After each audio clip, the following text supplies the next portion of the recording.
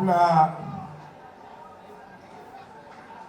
सगळ्यांची ही जी दैवत आपण मानलेली आहे त्यांना मी प्रणाम करतो। छत्रपती शिवराय, महात्मा ज्योतिराव फुले, सावित्रीबाई फुले, शाहू महाराज, डॉक्टर बाबासाहेब आंबेडकर, अहिल्याबाई होळकर, अण्णाभाऊ साठे आणि तेवढेच अनेक जे आहेत त्यांच्या पावलावर पाऊल टाकून अनेकांनी जे आहे या देशासाठी, समाजासाठी सर्वस्व अर्पण केलं। असे सगळी या सगळ्यांना आपण वंदन करूया आणि चांद्यापासून तर बांद्यापर्यंत ही सगळी मंडळी इथे आलेली आहे।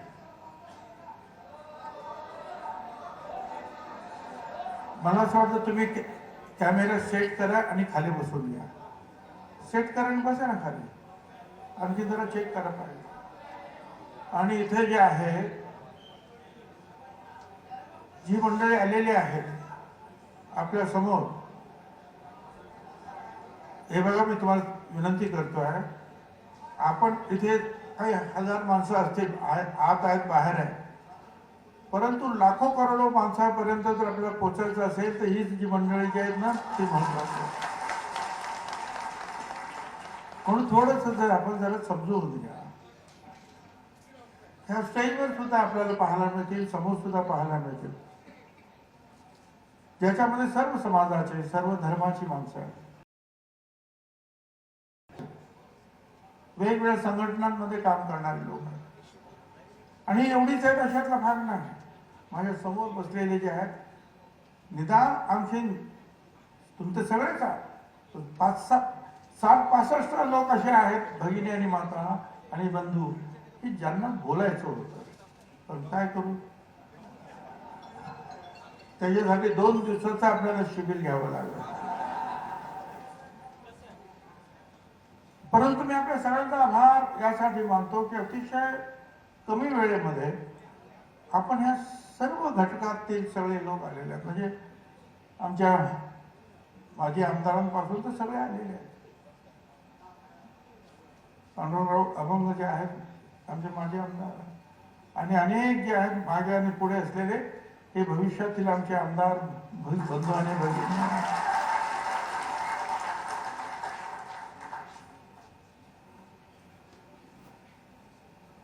खरं तर काल मी नाशिकच्या लोकांना सुद्धा भेटलो आणि येवल्याला लासलगावला गेलो। लोकांच्या मन जरा खिन्न होती आणि आज काही लोक आले मला सांगायला लागले, चांगले की साहेब, येवला लासलगाव मतदारसंघामध्ये कुणीतरी गेल्यासारखी एक अवकाळा जी आहे ही सगळी पसरलेली आहे, दुःखाची। सगळे लोक दुःखात आहे, त्यांना समजतच नाही। फार मोठा शॉक जो त्यांना बसलाय तो अजून त्यातून ते बाहेर येत नाही। मी काल खूप प्रयत्न केले त्यांना समजवण्याचे, धीर देण्याचे, पण ही गोष्ट फक्त येवला लासलगावची नाही, ही गोष्ट तमाम महाराष्ट्रातील सर्व मागासवर्गीयांची, दलित असतील, आदिवासी असतील, हिंदू, मुस्लिम, सगळं, ओबीसी, सगळे अनेक माझ्या मतदारसंघातील माझ्या विरुद्ध काम केलेले जी आमची मराठा समाजाची आमची मित्रमंडळी, ती आमच्या लोकांना विचारतात की साहेब असं कसं काय झालं। त्यांना सुद्धा अजून ते डायजेस्ट होत नाही की हे असं होऊ शकतं। या सगळ्या धक्क्यामध्ये अजूनही आपण लोक आहात, पण आपणच आज अशातला भाग नाही। अख्ख्या देशातून फोन चालू आहे, मेसेज किती आहेत आणि काय आहे। काही मेसेज म्हणजे पंकज, समीर, अमुक तमुक आमच्या कार्यकर्ते जे आहेत त्यांना उत्तर देतात, सगळ्यांना उत्तर देता येणं शक्य नाही। पण सगळ्यांची मागणी आहे की तुम्ही आमच्याकडे या, आमच्या शहरात या, आमच्या जिल्ह्यात या, आमच्या राज्यात या, सगळ्यांची मागणी सुरू झाली. कधी कधी अशा काही गोष्टी होतात,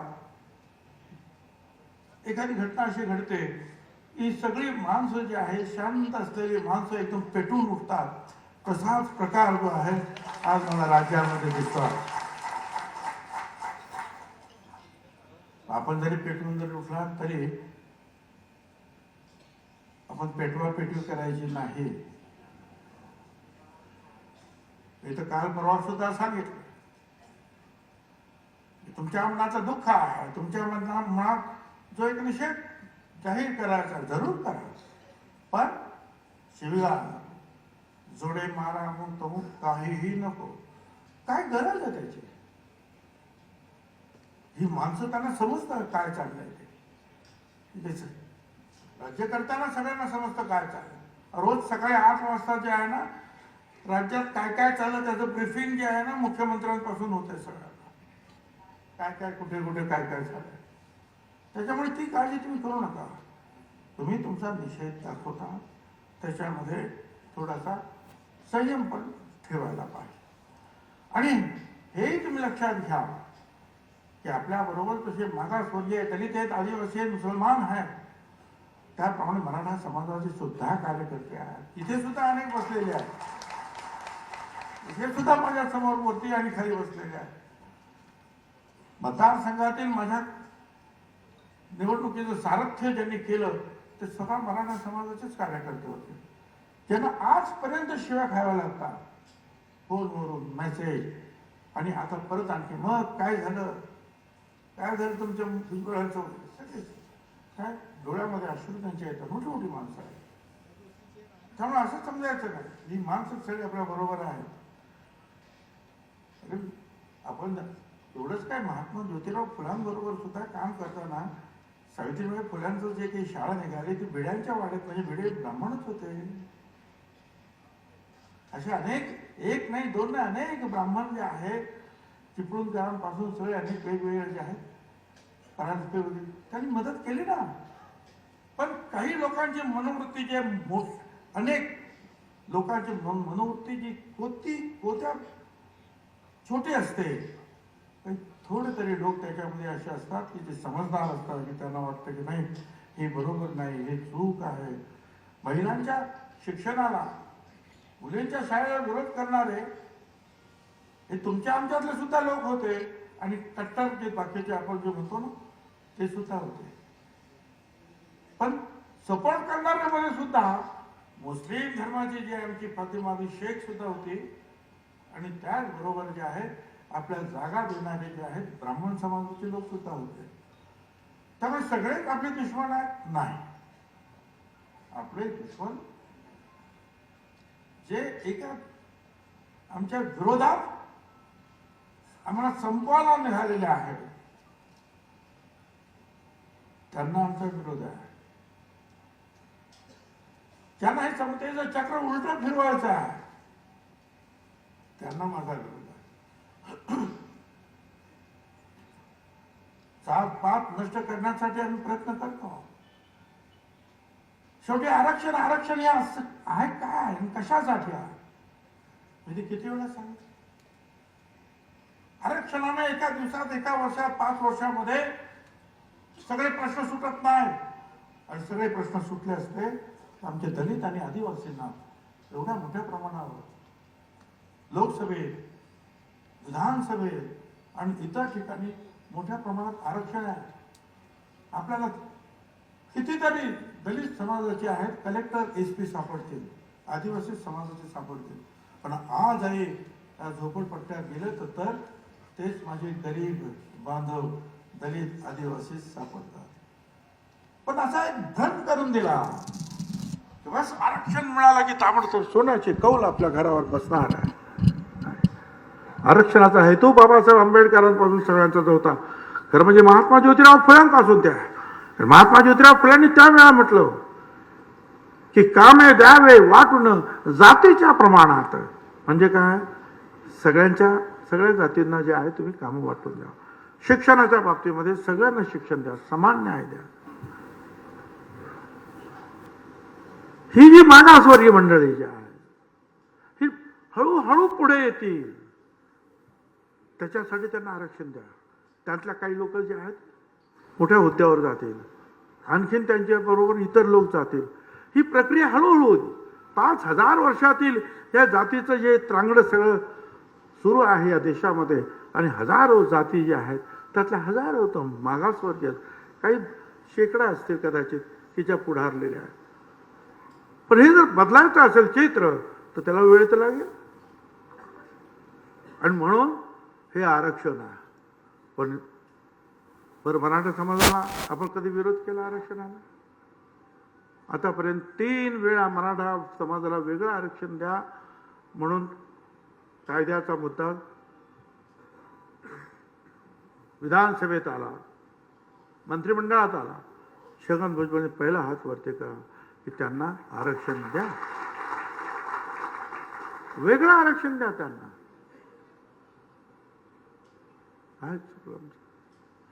मला आता मराठा समाजाचे अनेक जे आहेत, मी मागे सुद्धा सांगितलं, बाळासाहेब सराठे, एक कोण मित्र आहेत ते कोंढरे म्हणून अनेकांनी जे आहे त्यांना सांगितलं की हा प्रश्न सोडवायला पाहिजे. म्हटलं सोडवायला पाहिजे, पण एकमेकावर कुरघोडी करू नको, एकमेकाच्या हक्कावर आक्रमण करू नको. त्यातील एका पुढाऱ्याने तर मला सांगितलं स्पष्टपणे, साहेब एका ठिकाणी जे आहे, जो आरक्षण जे आहे 128 मार्क्स मिळाले मराठा समाजाचे आरक्षण, त्याला ऍडमिशन मिळालं, काय नोकरीत असेल, धंद्यात असेल, शाळेत असेल. पण कुणबी असलेला आमचा 128 पेक्षा जास्त असलेला 132चा मनुष्य आहे, त्याला नाही मिळालं. म्हटलं का? कारण तिथे 136 वाला जो आहे हा दुसऱ्या जातीचा होता, म्हणून याला नाही मिळालं. आम्ही तेच म्हणतोय ना, अरे 350 पेक्षा जास्त जातीमध्ये तुम्ही सगळ्यांनी जर आलात तर तुम्हालाही काही मिळणार नाही, इतरांचंही काही होणार नाही. वेगळं आरक्षण. आणि त्यातून त्यांना सांगण्यात त्यांचंच म्हणणं होतं की जो EWS म्हणजे इकॉनॉमिकल विगर सेक्शनसाठी 10% जे मोदी साहेबांनी दिलं, ते जे आहे त्याच्यामध्ये मागच्या वेळेला जाहीर झालं 10% फक्त एकटा मराठा समाज 8.5% होता. एकटा मराठा समाज 8.5% होता. आणि तुम्हाला मी हे सांगतो, हे मराठा समाजाचे 58 मोर्चे झाले शांततेनं. त्याच वेळेला गुजरातमध्ये पाटीदार, वरती गेल्यानंतर राजस्थान, तिकडे गुजर, जाट, सगळे जे कापू, हे सगळी जी आंदोलन होती ही 10% आरक्षण दिल्यानंतर संपले, कारण त्याच्यामध्ये ती मंडळी जाऊन बसली. त्याचप्रमाणे मराठा समाजाची मंडळी सुद्धा यात जाऊन बसली. पण आता काय झालं? आता असं झालं, मराठा समाजाला वेगळं आरक्षण मिळालं म्हणून ते कुठेही जाऊ शकत नाही. ओबीसी समाज आणि दलित समाज त्यांचं आरक्षण त्यांना मिळालं म्हणून ते सुद्धा जाऊ शकत नाही. EWS मध्ये आहे कोण? 10% आहे कोण? कारण एका आरक्षण एकदा मिळालं तर दुसऱ्या आरक्षणात तुम्हाला घुसता येत नाही. आणि आज परिस्थिती आली अशी आहे की नुकसान होत आहे. हे त्यांचंच म्हणणं आहे की मराठा समाजाचं नुकसान. मी सांगितलं पण त्यांना सांगा ना, तुमचे जे नवीन नेते जे आहेत त्यांना समजावून सांगा. मी तर तुमच्याबरोबर बसायला तयार आहे, मार्ग काढायला तयार आहे. पण आपण एक लक्षात ठेवा, आपण मराठा विरुद्ध नाही. आपण जे लोक आमच्यावर कुरघोडी करण्यासाठी प्रयत्न करताय, असे जे कोणी असतील त्या सगळ्यांना विरोध करणं हे तुमचं माझं काम राहणार आहे.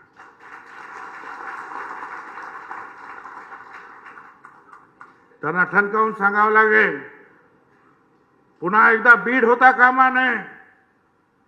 आमदारांची घरं जाळा, हॉटेल जाळा, शिक्षण संस्था जाळा, अजिबात होता कामा नये, सहन करता कामा नये. आणि त्यावेळेला ते झालं. आणि मी ते सगळं वर्तमानपत्र आणि त्याच्यावर पाहिलं टीव्हीवर, आणि धावत गेलो आणि उभा राहिलो. लोक एवढे घाबरलेले, भेदरलेले. लोक काय घाबरलेले, नेते सुद्धा घाबरलेले. कुणी निषेध केला सांगा, कुणी त्याच्या विरुद्ध बोलले सांगा. नेते जिथे घाबरले तिथे सामान्य जनता किती घाबरली असेल.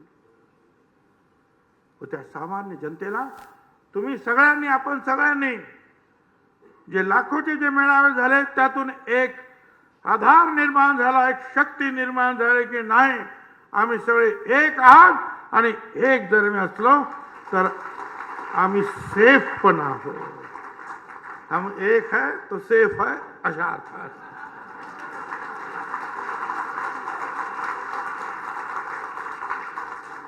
असा सेफ आहे आपण की सगळे हिंदू मुसलमान आम्ही सगळे सेफ आहोत. ओबीसीची मंडळी, मागासवर्गीय मंडळी एक असलो तर. होय, मुस्लिम समाजामध्ये सुद्धा काही लोकांना माहीत नसेल काय, मी त्यावेळेला त्याच्यामध्ये पुढाकार घेऊन हे आता आमचे जे आहेत ना शबीर अन्सारी साहेब यांना माहिती आहे, दिलीप कुमारजी आले होते मंत्रालयात. त्यांनी सांगितलं, भुजबल जी तुम माली समाज के है. मैं बोला हाँ. तो तुमको आरक्षण है. मैं बोला हाँ. तो मैं बागवान हूँ, मतलब माली हूँ, तो मेरे को क्यों नहीं है. और मैं बोला बराबर है, तुम माली है तो तुमको मिलता है, तो मैं भगवान हूँ, बराबर है ना. त्यांनी मला सत्कार केला. मग जे कासार आहे तिथे मणियार आहे, हे असे जे कुरेशी आहे तिथे खाटीक आहे. आणि त्यातल्या काही लोकांना मग त्यावेळेला पवार साहेब पण मला वाटतं होते, पवार साहेब होते की विलासराव होते, विलासराव होते. आम्ही म्हटलं की मग ठीक आहे, ते पण गरीब आहेत, त्यांना आम्ही कुणाला विरोध केला नाही. ज्या वेळा आरक्षण सुरू झालं त्यावेळेला फक्त 250 जाती होते, आता 450 जाती आहे. पण हे आम्ही लढलो.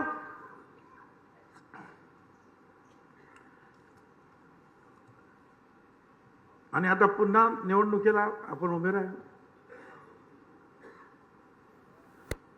अनेक लोक जे आहेत लोकसभेला वगैरे, अनेक लोक आमचे जे आहेत विधानसभेला वगैरे. काय करावं आता आम्ही, एकेका ठिकाणी 2-2 लोक आपले उभे राहिले. कोणी काय विचार, अरे असं नाही ताबडतोब होत ना. ताबडतोब जे आहे ही सगळी मंडळी जी आहेत, तुम्हाला जर निवडून यायचं असेल तर त्या मतदारसंघामध्ये तुमचं मजबूत काम पाहिजे आणि त्याचबरोबर सर्व समाजाचा सपोर्ट पाहिजे. आणि त्याचबरोबर जर एखाद्या मोठ्या पक्षाचा सपोर्ट असेल तर ते अधिक चांगलं असतं. तर ही माणसं जे आहेत निवडणुकीला उभी राहतात, मग निवडून येतात. तर हे सगळं आपल्याला हळूहळू शिकावं लागेल. राजकारणात अजूनही मला असं वाटतं की आपली माणसं थोडीशी कच्ची दिसतात. आणि जे निवडून येतात ते अजिबात एक शब्द बोलत नाही आपले माणसं. तर त्यांना माहिती आहे आपण जर बोललो तर आपल्याला लोक निवडून देणार नाही. त्यांचं काही चुकतं असं मी समजणार नाही. कारण माझ्या सुद्धा मतदारसंघामध्ये ज्या वेळेला हे महाशय आले इथे, ते काय म्हणतात सलाईनचे लावलेले जे इंजेक्शनचे सुया, आणि मी आजारी आहे, आता माझं काय होणार मला माहीत नाही, पण माझ्या लेकरा बाळांचं पुढे काय होणार आहे माझ्या समाजाचं, हा मनुष्य याला पाडा, म्हणजे मला पाडा. खूप प्रयत्न झाला, त्याचा परिणाम सुद्धा झाला. परिणाम असा झाला की जवळ 60-70 हजार मतं माझी कमी झाली. पण तिथल्या सगळ्या लोकांनी, हिंदू मुसलमान, मराठा समाजाचे सुद्धा आमचे लढवई 5% का 10% काय असतील मतं ते आम्हाला पडलेच. परंतु संपूर्ण आदिवासी समाज, संपूर्ण दलित समाज, संपूर्ण मुसलमान समाज, संपूर्ण गुजराती मारवाडी समाज, संपूर्ण ओबीसी समाज एकजुटीनं उभा राहिला आणि छगन भुजबळ तुमच्या.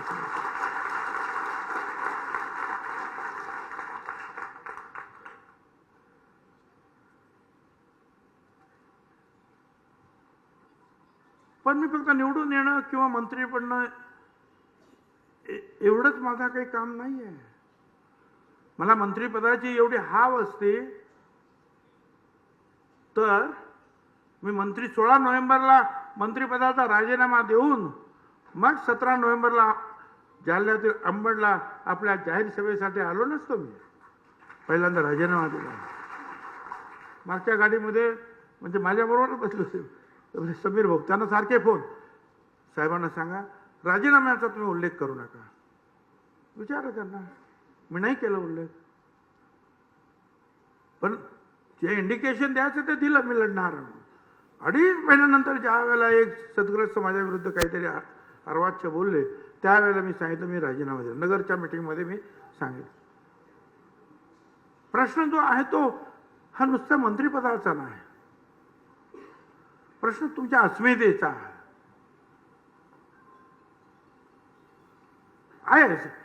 श्रेष्ठत्व अनेक असतात, अनुभव हो तोही असतो, पण एखाद्या समाजासाठी घेऊन शेवटपर्यंत लढणारी माणसं आपल्याला पाहिजे. आणि ज्या वेळेला याचं कळल्यानंतर जे आहे आश्चर्याचा धक्का सगळ्यांनाच बसणार. पण तुम्ही दुःखात राहायचं काही कारण नाही. मी एवढंच सांगतो, कभी डर न लगे, कभी डर न लगा मुझे फासला देखकर, मैं बढ़ता गया रास्ता देखकर. खुद ही खुद नजदीक आती गई मंजिल, मेरा बुलंद हौसला देखकर. हौसला तुम्हारा बुलंद रखो.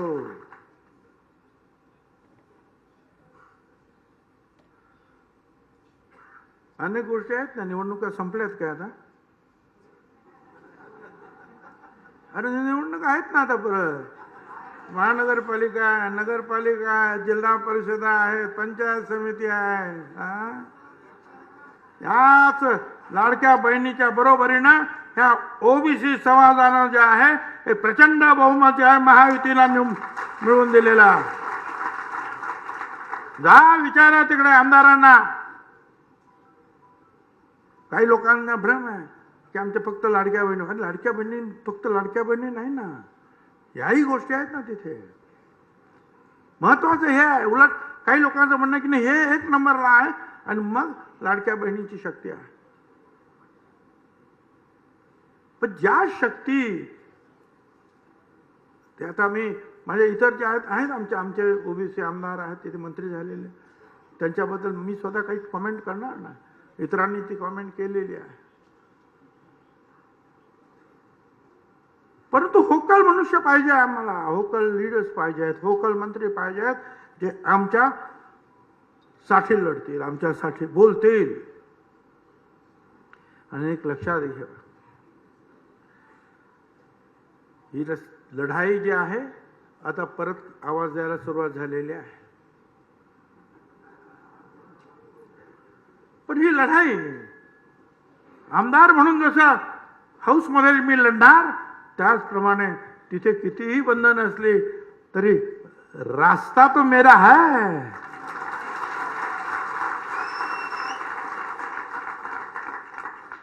रस्त्यावरती लढाई आम्ही घेऊन जाऊ. गावागावातून फोन येतातच आहे, जिल्ह्यातून फोन येत आहेत, राज्यातून फोन येत आहेत. उज्ज्वल साहब आओ, हम आपके साथ है, ताकत बढ़ाओ. आणि होय आणि होय खरं आहे, मी संपूर्ण राज्यात जाणार आहे. आणि एवढंच नाही तर अनेक राज्यातून जाणार आणि पुन्हा एकदा जो आहे ओबीसीचा एल्गार पुकारणार.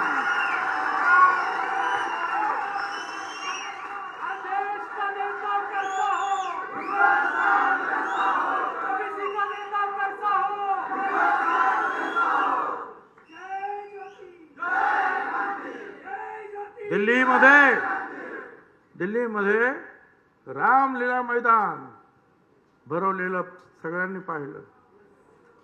अधिवेशन सुरू होतं. सगळ्या राजस्थान पासून मुंबई सगळं बिहार सगळे लोक, किती लोक आहेत. अख्खं मैदान फुल. पाऊस पडला तरी बसले त्याच्यामध्ये. पटना, बिहार 7 लाख लोकांचं मैदान आहे, गांधी मैदान.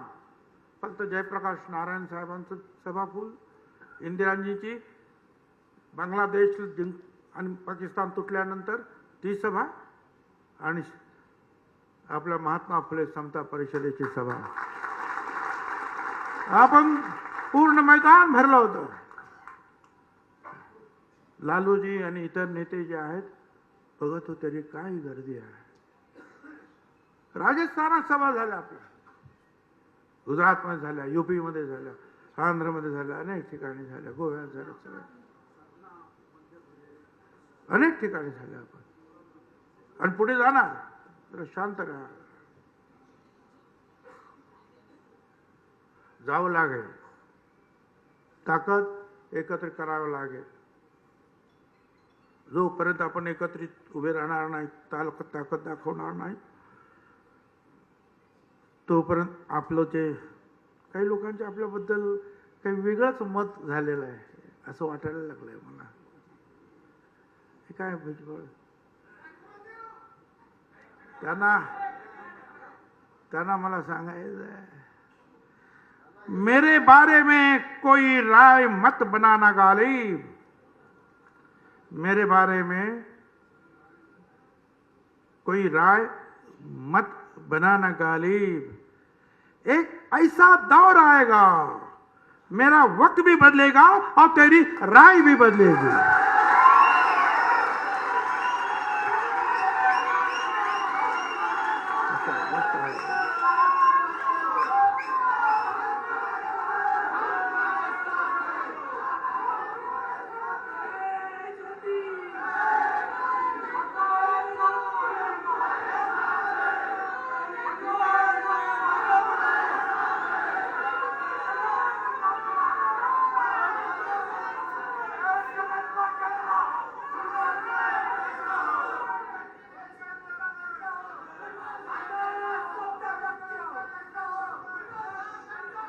आता थोडंसं जे आहे, जी घटना थोडक्यात सांग. सगळ्यांनी जी घटना सगळ्यांना माहिती झालेली, काय काय झालं ते सगळ्यांना माहिती आहे. पण पुन्हा एकदा थोडक्यात सांगतो की यातील काही वक्त्यांनी ते बोलून सुद्धा दाखवलं. मोदी साहेबांनी, अमित शाह साहेबांनी ज्या वेळेला प्रत्येक मतदारसंघ कुणाला द्यायचा याची चर्चा झाली, त्यावेळेला नाशिक आल्याबरोबर त्यांनी सांगितलं इथं भुजबळ उभे राहतील. शिंदे साहेबांनी सांगितलं, शिंदे होते तिथे, फडणवीस होते, अजित पवार वगैरे सगळे होते. तर त्यांनी सांगितलं की आमचा इथे सिटिंग कॅन्डिडेट आहे.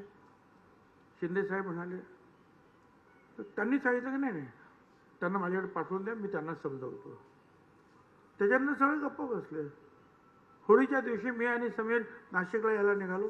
अर्ध्या वाट्यातून प्रफुल्लभाई पटेल, तटकरे आणि अजितदादा यांचा निरोप ताबडतोब अजितदादांच्या घरी या, म्हणजे देवगिरीला. आम्ही गेलो. म्हटलं काय झालं बा अचानक एवढं? म्हणजे असं झालं, रात्री 3 वाजेपर्यंत मिटिंग होती. काय आम्ही राहिलो उशिरा आणि आता तोपर्यंत 1 वाजला होता. काय तर हा असा निरोप आहे. म्हटलं काय, मी तर तिकीट मागितलं नाही, तर उन्हातान्हात कुठेच होत मतं बघायला. पण नाही म्हणजे तुम्हालाच उभं राहा. म्हटलं समीर भाऊला उभं राहा. नाही तुम्हालाच उभं. त्यांनी सांगितलं आम्ही काय करणार. मग म्हटलं 24 तास तर द्या, उद्या येतो. दुसऱ्या दिवशी गेलो. म्हटलं बाबा मला नको तुम्ही. ते म्हणे अजिबात काही चालणार नाही, तुम्हालाच उभं राहावं लागेल. आणि तुम्हाला उभं राहायचं नसेल तर तुम्ही दिल्लीला जाऊन सांगा. म्हटलं बा ठीक आहे, राहतो उभं. आलो नाशिकमध्ये. सगळ्याच समाजाशी, सगळ्याच धर्माशी, सगळ्याच घटकांशी चांगले संबंध आपले. प्रचंड कामाचा हे जे काय उभं केलेलं आहे आपण या नाशिकमध्ये, काय ते रस्ते असेल, फ्लायओव्हर असेल, एअरपोर्ट असेल, कुणीकडे ट्रॉली असेल किंवा आणखी बोट क्लब असेल, काही असेल ते सगळं आता पुन्हा एकदा नाशिकमध्ये जे आहे डेव्हलपमेंट आम्ही करणार. साहेब तुम्ही उभे राहा. निश्चितपणे तुम्हाला मोठं पद तिकडे सुद्धा मिळेल आणखीन, आणि जास्तीत जास्त आपल्याला योजना मिळतील. अरे 1 आठवडा गेला, माझं नावच कोणी घेईना. 2 आठवडे गेलं, नावच आहे ना. 3 आठवडे झाले, नावं संपायची पाळी आली तरी नाव. 4 आठवडे झाले. आता हे शेवटी 2-4-5च राहिले होते जाहीर व्हायचे. मी म्हटलं बस आता किती थांबायचं. मला मला करा. मी तर मागितलं नव्हतं, तुम्ही सांगितलं म्हणून उभं राहिलो. उभं राहण्याची तयारी केली आणि वाट बघतोय. मी काय सहन करणार नाही. मी स्वतःहून जाहीर केलं की मी उभं राहत नाही. पण त्यावेळेला त्या दिवशी कोणीही काही सांगितलं नाही मला की नाही नाही भुजबळ साहेब तुम्हीच उभे राहणार आहात. नाही बोलले. 10 दिवसांनी मग बोलायला लागले. मग भुजबळ साहेबांनी घाई केली.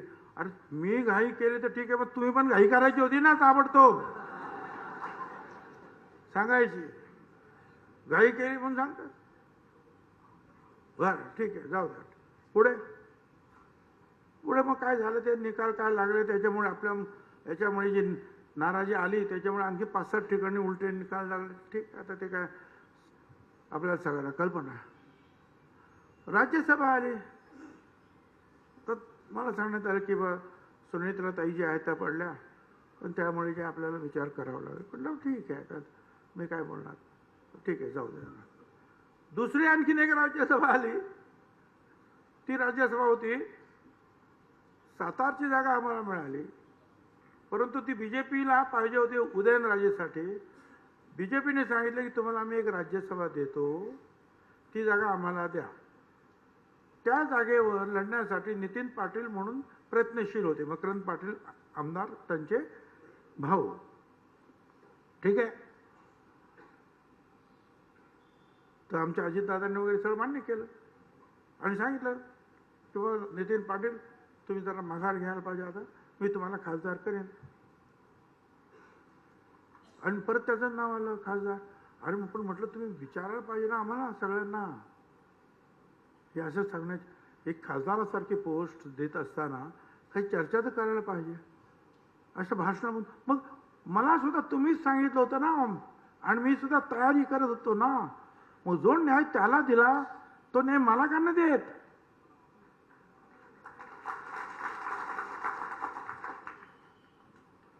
काय घर की मुर्गी दाल बराबर काय. नाही नाही तुमची गरज जी आहे ही राज्यामध्ये जास्त आहे. तुम्हाला लढावं लागेल. कारण अडचणीत आले होते त्या दिवशी, त्यावेळेला लोकसभेचे निकाल जरा उलटे सुलटे झाले होते. आपल्या पक्षाला पुढे न्यायचं असेल तर तुमचा चेहरा पाहिजे आम्हाला निवडणुकीमध्ये. म्हटलं ठीक आहे बाबा. राहिलो उभा. काय झालं तर तुम्हाला मग सांगितलं. सगळ्यांच्या मिटिंगा माझ्या विरोधात तिथे झाल्या. रात्र 10 वाजता दारावर जाण्यासाठी म्हणून ते पुढारी आले आंतरवेली सराटीचे, ते इंजेक्शन ते काय ते सलाईनचे आणि ते रात्री 2 वाजेपर्यंत माझी मिटिंग असल्या तर तिथेच नेमके ते पाठवत्याला मिटिंग तिथे, लासलगावला मिटिंग तिथे. 10 वाजता आमच्या मिटिंग बंद केल्या आम्ही. यांच्या मिटिंग 2 वाजेपर्यंत चालू. पण त्याचा परिणाम झाला. मतदान कमी झालं पण आमचे लोक हिमतीनं लढले. आता ती हिमतीनं लढले. आता मला सांगतात ते कारण मकरंद पाटलांना मंत्री करायचं जे त्यांनी केलं, तर मग त्याच्यासाठी सांगितलं की आता त्याच्या भावाला आम्ही राजीनामा द्यायला सांगतो खासदारकीचा. तो खाली येईल. मकरंद पाटलाला मंत्री करायचं केलं मंत्री त्यांनी. त्या जागेवर तुम्ही जा. म्हटलं कसं काय. ते म्हणजे तुम्हाला जायचं होतं ना. जायचं होतं मग, पण आता काय वेळ काय काय. आणि मला पाठवायचं होतं तर निवडणुकीला उभंच करायचं नव्हतं ना. शांततेने निवडणूक झाली असती ना. मग मला तर तुम्ही आता निवडणुकीला उभं केलं आणि त्या लोकांनी जीवाचं रान करून माझ्यासाठी जे लोक लढले ते डोकी फोडून घेतील ना. काय सांगू मी त्यांना. कारण राज्यसभेवर तुम्ही मला पाठवणार तर इथे मला ताबडतोब राजीनामा द्यावा लागेल. दोन्ही ठिकाणी राहता येत नाही. तुम्ही राजीनामा तिथे द्यायचा, राज्यसभेवर जायचं, त्या लोकांनी माझ्या काय म्हणायचं. नाही म्हटलं तरी काहीतरी 1.25 लाख मतं काहीतरी पडलेली असतील ना मला. काय करायचं त्यांनी. कोणाला बघायचं. कपाळ आपटून घेतील विचारे. मी म्हटलं हे काय होणार ना. मी माझ्या लोकांना आज सोडू शकत नाही.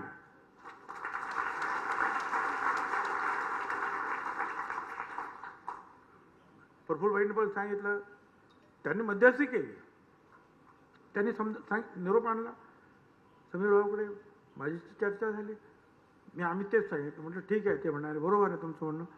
अजितदादांशी बोललो, अजितदादांनी समजावून सांगितलं.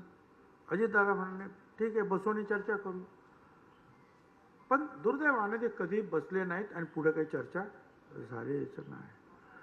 जे मला कळलं ते आज मी सांगितलं. प्रफुल्ल पटेल यांनी सुद्धा प्रयत्नांची पराकाष्ठा केली. तुम्ही असं करू नका, तटकरेंनी पण केली, तुम्ही असं करू नका, भुजबळ साहेबांना घ्या. आणि एवढंच नाही तर राज्याचे मुख्यमंत्री देवेंद्र फडणवीस यांनी शेवटच्या क्षणापर्यंत आग्रह धरला की भुजबळ साहेबांना पाहिजे म्हणून. सतत 4 दिवस त्यांच्या मागे होते, शेवटच्या क्षणापर्यंत की असं करू नका, हे चुकीचं होईल. नाही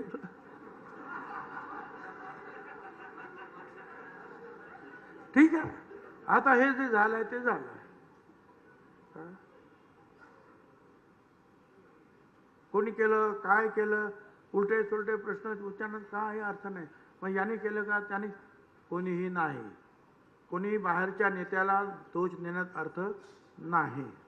कारण प्रत्येक पक्षाचा जो नेता असतो आणि विधानसभेतील नेता असतो तो त्या विधानसभेतील प्रश्नाची जे काय असेल ती निर्णय तो घेत असतो.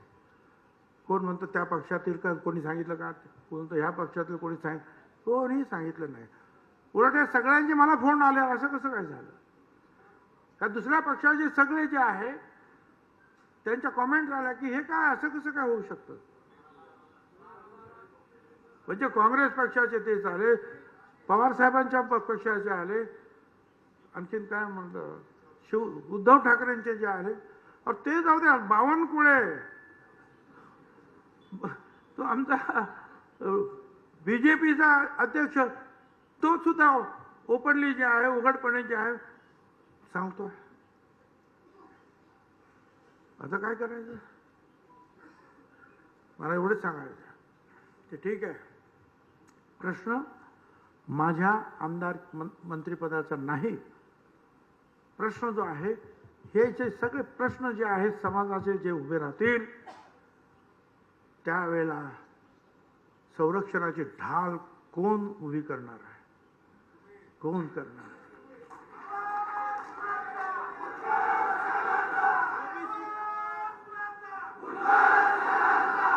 मंत्रिपद जे आहे, मंत्रिपद किती वेळा आली, मंत्रिपद किती वेळा आलीत आणि किती वेळा गेली. विरोधी पक्षात सुद्धा बसावं लागलं, बसलो ना, विरोधी पक्ष नेता म्हणून सुद्धा काम केलं ना कितीतरी वेळा. तर त्याचं काय एवढं काय दुःख. पण आता सरकार एवढं सगळं ओबीसींनी तुम्हाला दिल्यानंतर हे असं का, हा प्रश्न जो आहे राज्यातील आणि देशातील सुद्धा अनेकांना पडला. हा प्रश्न आहे की का, कशासाठी, याच्या पाठीमागे हेतू काय तुमचा, काय हेतू आहे, काय बिघडलं असं. ठीक आहे, मंत्रिपद नसेल तर रस्त्यावर मी आहे ना, लढणार, आम्ही बोलू, तो मुद्दा नाही. सभागृहात सुद्धा मी आहे, लढणार, बोलणार.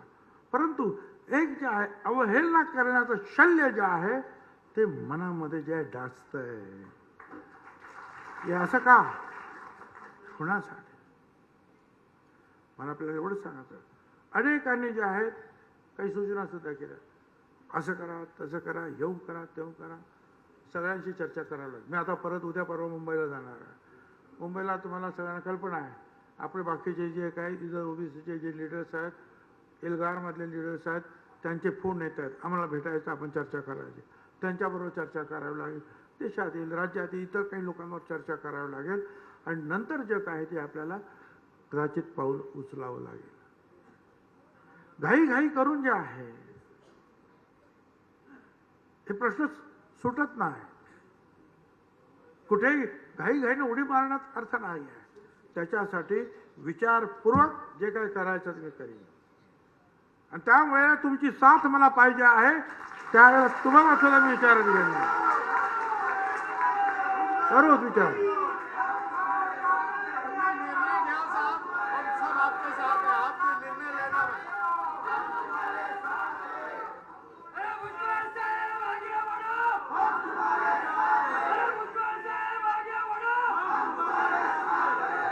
मला सगळ्यांना सांगायचं आहे,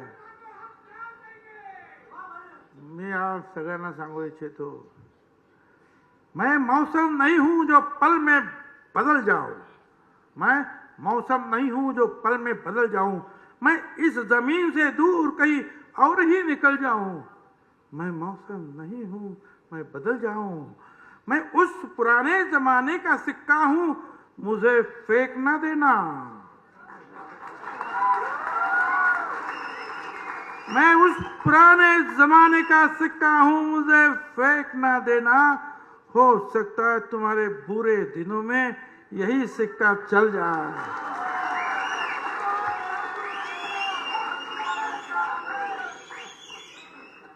मला आपल्याला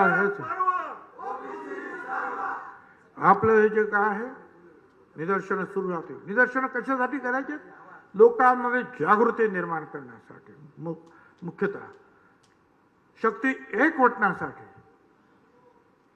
या निखाऱ्यावर जी राख पसरलेली आहे त्याच्यावर फुंकर मारून परत एकदा ते निखारे प्रज्वलित करण्यासाठी, पेटवण्यासाठी ही निदर्शन पाहिजे।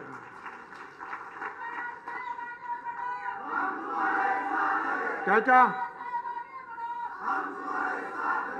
ते थांबणार नाही, पण त्याचबरोबर संयमाने सगळं काय करायचं, म्हणायचं जास्त अपमान करायचा नाही, आपलं आपलं दुःख, आपलं आपलं निर्धार व्यक्त करायचं। आणि मग सांगितलं तुम्हाला की जिथे जिथे मनात आमंत्रण येणार त्या त्या ठिकाणी मी जाणार आहे।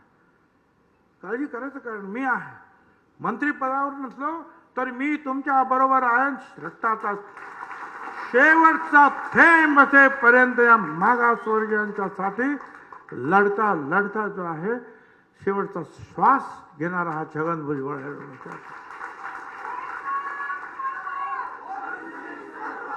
मी कुठल्याही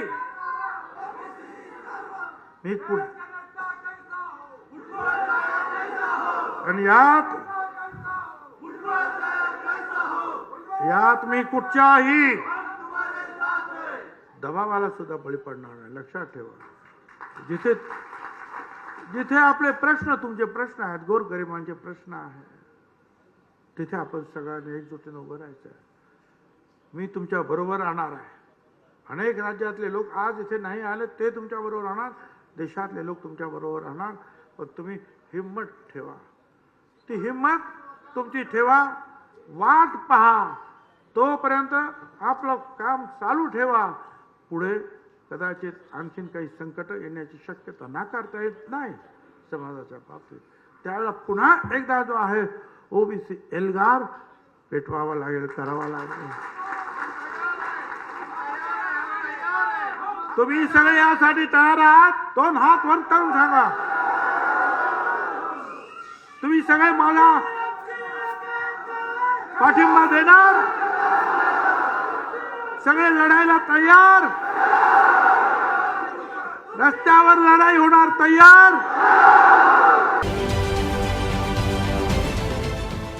देश विदेशातील प्रत्येक घडामोडींचे लाईव्ह अपडेट मिळवण्यासाठी आता साम टीव्हीच्या सर्व सोशल मीडिया प्लॅटफॉर्मला लाईक, फॉलो आणि सबस्क्राईब करा।